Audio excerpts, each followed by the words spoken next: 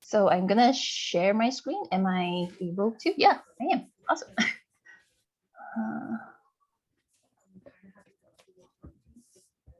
Okay. Just wondering if people can see my screen. All right. All right. Okay. Hi everyone. I'm Faye T, and I am the Settlement Services Coordinator at the New Canadian Center, Peterborough. Yeah, so thank you so much for Sarah for inviting me today to talk about the New Canadian Center services, what we do and who we are. And start. So yeah, so we were founded in 1979. It kind of started off with the Vietnamese refugees. It kind of was a small community group at that time who was trying to support Vietnamese refugees in terms of like English language. And eventually it just kind of like grew bigger and then became the New Canadian Center. And here we are now with more than 35 staff. So we've definitely grown a lot since then. Yes, so our catchment area. So our main office is here in Peterborough. We are on 221 Romaine Street. We are right across the YMCA. We do share a building with St. James United Church. We do have a satellite office in the Coburg. Our catchment area is pretty big. Besides Peterborough County, we also cover the Halliburton, Kawada Lakes, and Northumberland area.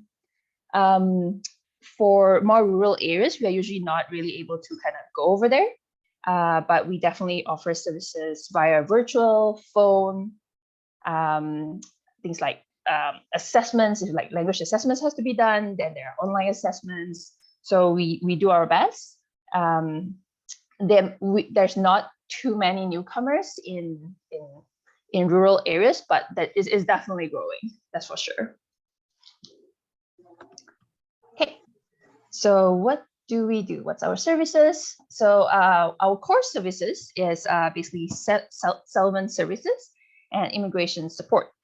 So we basically help newcomers irregardless of their immigration status. So someone could be a permanent resident, they arrive as a refugee, or eventually after 5 to 6 years in Canada, they become naturalized Canadian citizens, or they don't have any immigration status at all. So it doesn't matter what their status is, we would serve them. Yeah, so we help newcomers with small issues ranging from settling in Peterborough, such as how to use the transit, information on like how to get housing, where to get the SIN number, find a family doctor, access community services, to bigger things such as like sponsoring their family members who are abroad, apply for citizenship, some more complex immigration applications. So the other thing to note too is that we do provide assistance with forms, like immigration forms, but we are also not immigration consultants. So in some ways, we're really not able to provide advice. So there are immigration consultants and immigration lawyers here in Peterborough, and we do have contacts. So if a certain case really requires help, and then we would usually refer them. And it would probably be a better idea to have legal consultations, and yeah. And so so we talk about language assessment. So there are some. So as we say, although we do not kind of discriminate on who we serve, but there are certain programs that are government funded that are really limited to people of different certain status, such as permanent residents would qualify for language classes at Fleming College or PACE ESL at PACE downtown. So people who are don't have permanent resident status, we do have other New Canadian Center run activities just to fill in these gaps. Okay. So the other thing that we do is youth support. So we do have a group called Salmon Workers in School Workers. So the Swiss team basically go into the different schools. We do have a partnership with both school boards, KPR and PBNC. So anytime any school has a newcomer, they will inform our Swiss workers, and Swiss workers would go to the school, have an intake with the family, and then we also run a lot of youth activities. So partly it's also we have like a partnership with downtown youth space. So our newcomer kids would meet other kids once or twice a week at the downtown youth space. We also had partnerships with like PYS. In the past, we've run joint activities to support girl refugees mental health activities, kind of. Yeah. Oops, there. So we do have some data there. So Swiss program has 5 or 6 clients and have run 162 programs. Okay, so next thing we have is workplace integration. So we do have one employment counselor on our team, Olga. And so Olga is very, very well versed in terms of like helping people look for jobs. And she also works very closely with other employment centers in the area. I think one thing that Olga does really, really well is connect newcomers to employers who wants to hire newcomers. And also the other thing that a lot of newcomers find challenging is the accreditation process. So many newcomers arrive with higher education. They might be doctors, they might be nurses, they might be engineers, and then they realize they come to Canada, they might not be able to use this experience or credits. So Olga would kind of work through with them. Is it going to be worth it to kind of have their credits evaluated, or does it just makes more sense to kind of study, like take a few courses in Canada and start off a similar pathway? So yeah, that's our workplace integration. And some data right there. So the next program that we have is the Resettlement Assistance Program. So that's the RAP program. So the RAP program is relatively new. It started in 2016, started off due to the Syrian refugee crisis. So what this program is a very comprehensive program. So that helps serve people who are government-assisted refugees. So government-assisted refugees are basically refugees who were selected by Canada, the federal government, and they, upon arrival, the federal government would support them financially for up to 1 year. However, in terms of like them settling in the cities such as Peterborough, the New Canadian Center is the one who's responsible to making sure that the moment they arrive in Peterborough through Toronto with their shuttle, they would have temporary housing. We will make sure that they get all their documentations, the SIN number, their OHIT, making sure that they have full orientation. We definitely have interpreters who speak the refugees' language on board, and to basically providing a very comprehensive service. And we also have to eventually help them look for permanent housing. So it's very much like a 1 year full support. Okay, that's the RAP program. So yeah, so since 2016, we have helped over 500 government-assisted refugees, and mainly from countries in Syria, Afghanistan, Iraq, Sudan. And yeah, so on average, we see about 75 to, I guess, 100 GAR individuals. So community connections. So this is the fun part. So we run a lot of activities and events, mainly to be able to for newcomers to have the opportunities to get together, to meet other newcomers. So every week we have a weekly women's group. We do one-on-one tutor matching.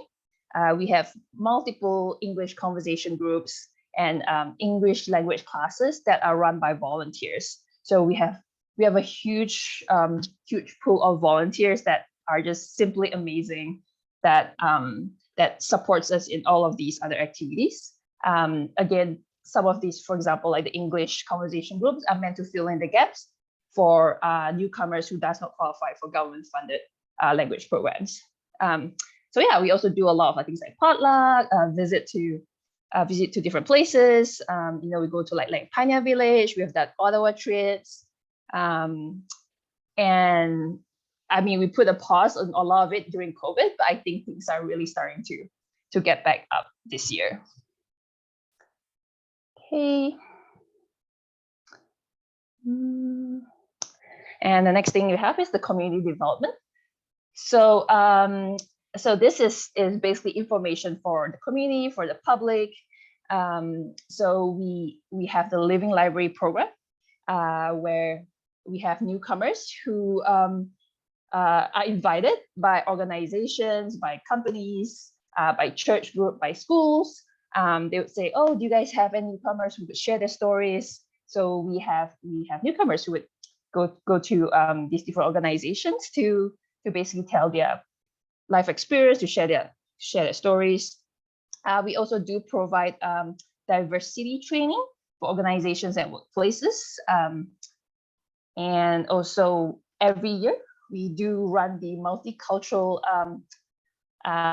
festival that's actually on Canada Day. So prior to COVID, each year it's New Canadian Center's biggest event. When you see like the float that comes from City Hall all the way down to Del Curry Park.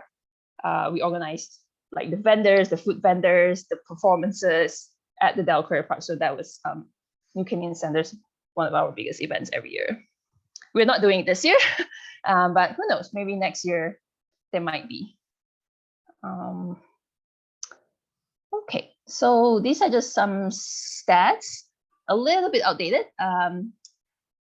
but still pretty recent. So yeah, so 2 fiscal years ago, we served about 1,000 newcomers and comes from 96 different countries.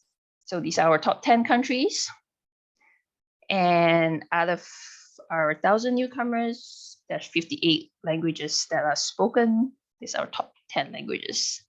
So usually the data doesn't change too drastically, unless of course, really it's based on sometimes world events. Like for example, data for this year will be a bit different because we are seeing a lot of Ukrainian refugees who are arriving into our city.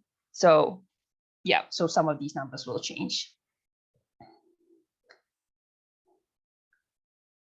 Right. So sometimes people ask us, how do they get involved? We do have a lot of volunteering positions and opportunities. And I would say that some of the biggest ones that we really need are like the refugee support team. So as I've kind of presented earlier, that we do have a lot of refugees that continue coming to Peterborough area every month.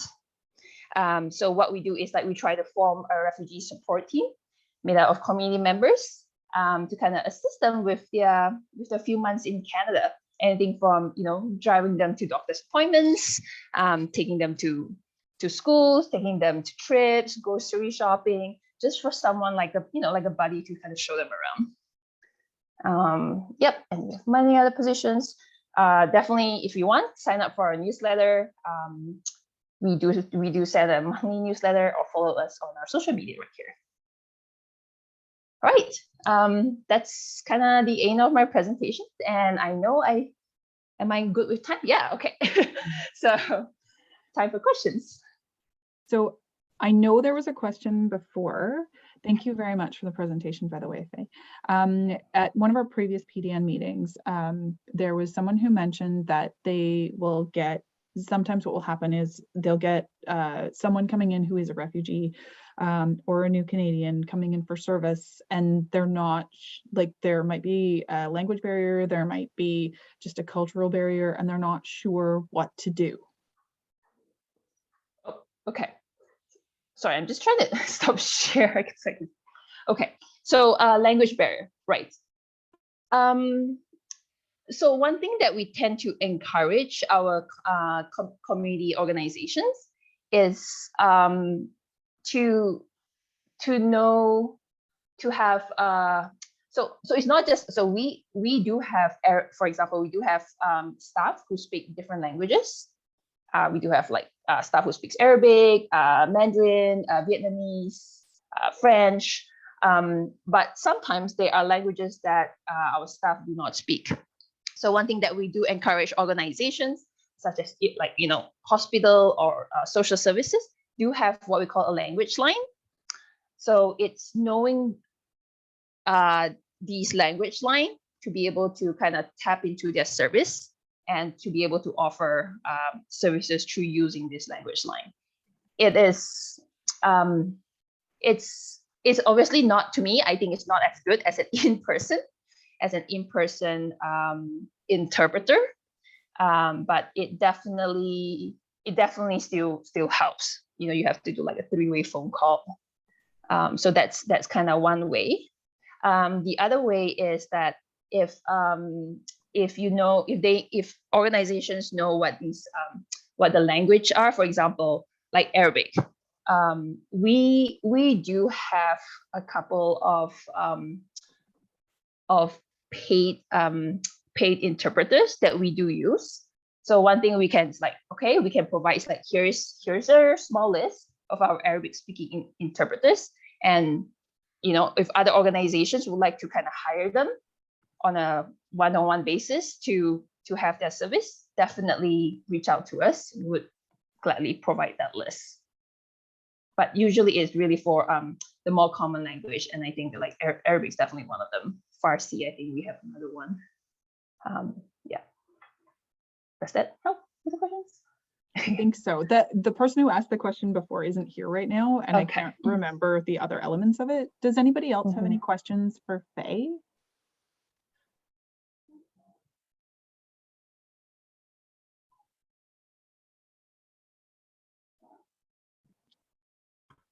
I have a question. It's Katie from GaySec. I'm just curious, with the influx of folks coming to Peterborough, if there's anything that our agencies, could do to support, all the folks that are coming. Like, is there anything that's needed?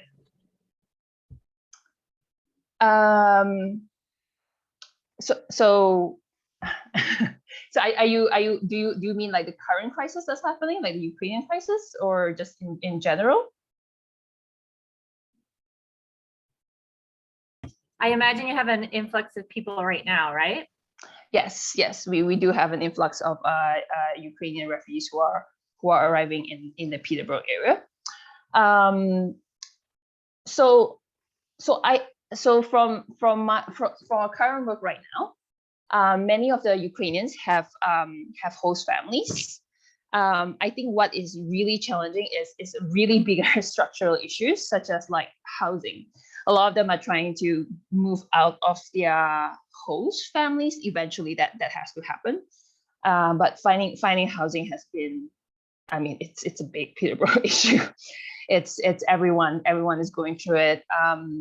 But the other bigger issue too is financial support, because Ukrainians, when they arrive, they actually do not arrive having permanent status. They're here on a temporary status. They have things like a work permit or visitor visa. So that would mean they do not qualify for funds such as Ontario Works. And this is very challenging, right? If they cannot start work right away, for example, a single mom with 2 young kids, how do we expect single mom with 2 young kids to be able to just find work somewhere?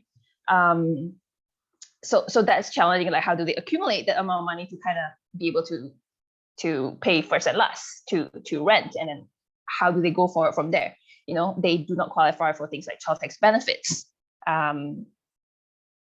Yeah. So this is a current challenge that is happening all across Canada. Like, people are well aware. But I think right now, a lot of the focus is because a lot of Ukrainians are just coming in at this point. I think the government's focus is like, let's just bring people in, let them have a place to stay, and then hopefully many of them will find jobs and kind of go from there. There are certain emergency funds available, such as the Ontario Emergency Assistance Fund. but yeah, so it is like means tested. You really need the money. You really have to, like, being able to not pay your rent the next day to be able to qualify for things like that. Yeah, so it's kind of like ongoing challenge. So what do we do is that with the New Canadian Center, we've been trying to raise funds. So any Ukrainians that come in that requires some financial assistance, like, we don't really question that. We know they need these funds, so we will just through that funding process, we would issue them a certain amount based on how many family members they have, just to kind of get them started with their startup costs. That's part of what we do. Like, I guess fundraising, if that's how you want to support, donations, definitely. In terms of donations for items, we do have a registry, but so far people haven't really been requesting much for like items. Yeah, it's really just the financial part, like the actual money part. Thank you. Yeah, that makes a lot of sense, that money would be needed at the moment. Absolutely. But I think it's, that's our, job as community members to support folks in however they need, and financially, you're right, is a big thing that we can do. Yeah. So the other thing that we are also really starting to see, I was kind of having a chat with Sarah at the start, is how fresh in terms of the experiences are with Ukrainians at this point. Is we're seeing a lot of families. So our staff have been going to school, doing school registrations with like mom and like 2 kids, and families just bawling and just recounting the experience, because they are just moving from like Ukraine to a temporary country like Romania or Poland, and the next thing they know, they're on their flight to Canada, and here they are in like Peterborough area. They have to leave their older brother behind. They have to leave the dads behind. So I think what we're really concentrating next is the mental health part of it. Yeah, so that's definitely something next that we are looking to, like, how do we address these issues? Certainly a lot of ongoing trauma, like right now. For sure. Yeah. Maybe something we can also do as a community member is to support the staff who are witnessing that too, like all of your, the members of the NCC, it affects staff as well. Yeah, yep.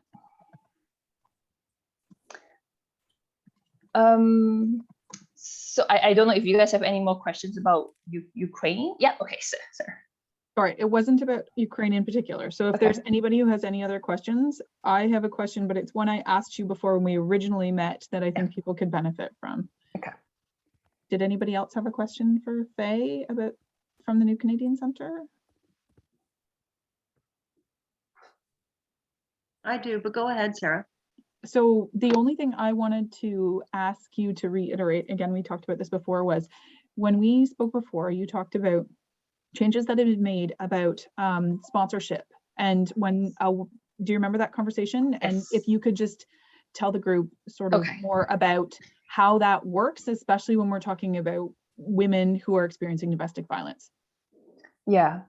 So one of the biggest thing, especially what we've seen during COVID, is the rise in domestic violence issues, right? And I guess that's all across the board. And same thing for newcomers, is that we are seeing a spouse and partners who are here in the midst of their sponsorship application.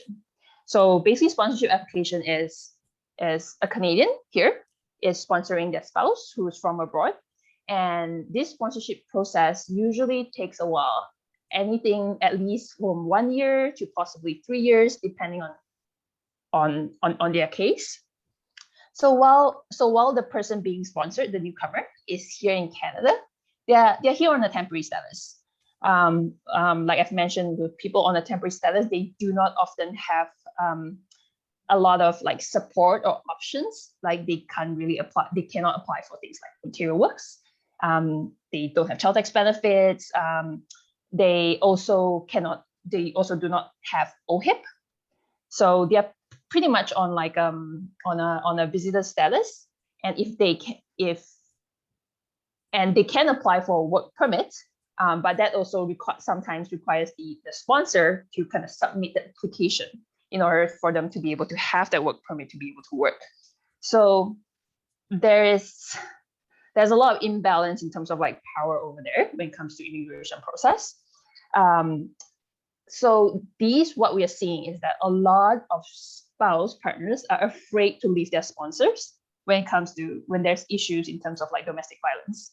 They feel that I need to stay. If I don't stay, I will lose my status, I'll get deported. All these kinds of like fears that because people don't know, right? They don't know how the immigration system works. So one thing is that that is not true. They will not be deported. Is that there is a program that is very specific for this in terms like if a partner finds themselves in this situation, there is a hotline, there's a phone call through the immigration website that would they could let immigration know that this is what's happening to their situation. And there will be an experienced officer who will work with them through the process. They're like, okay, do you have your sponsor pull out your application? Or do you have any status now? And they will tell them they're not obligated to stay with their sponsors. They would be granted what we call a temporary resident permit status in order for them to continue staying in Canada, and hopefully that would eventually lead them to a more permanent status. So technically there are options available for them. They don't have to stay. Yeah. So the other thing to note is that sponsors do have an obligation once it's approved, once the application is approved, sponsors do have an obligation to support their spouse up to 3 years. So what that means is that if their spouse goes on social assistance, the sponsor will have to pay back social assistance. Whether or not they are separated after the sponsorship, the sponsors are still obligated to that. And even if they did, for example, like the sponsorship is approved, and because of whatever reasons, domestic reasons, or they divorce, they're separated, the newcomer will not lose their immigration status. So I think that's one thing that we always tell the newcomers is like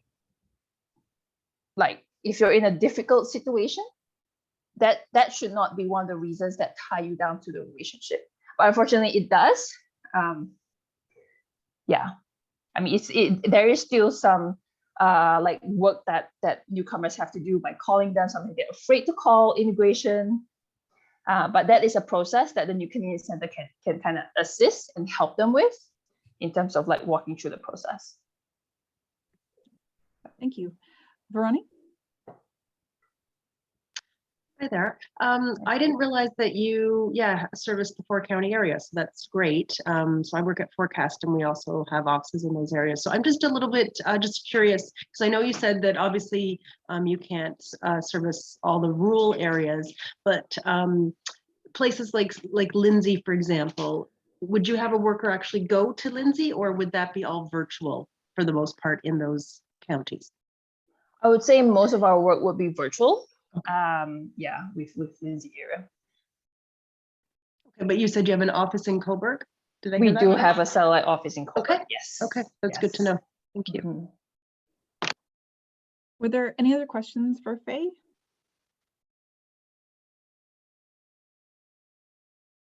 Okay. Thanks so much, Faye, for coming and for presenting. You're welcome to stay for the rest of the meeting. I am going to stop the recording now.